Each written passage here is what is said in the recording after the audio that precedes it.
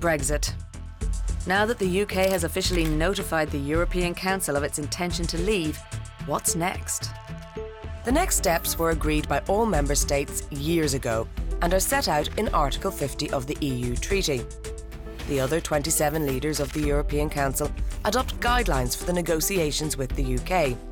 Those guidelines can be amended throughout the negotiations.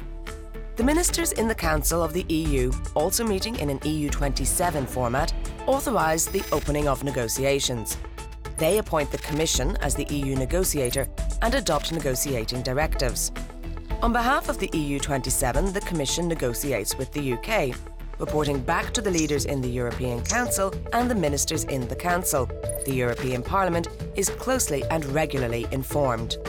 For as long as the UK remains a member of the EU, it participates in all European Council and Council meetings, except when Brexit is discussed.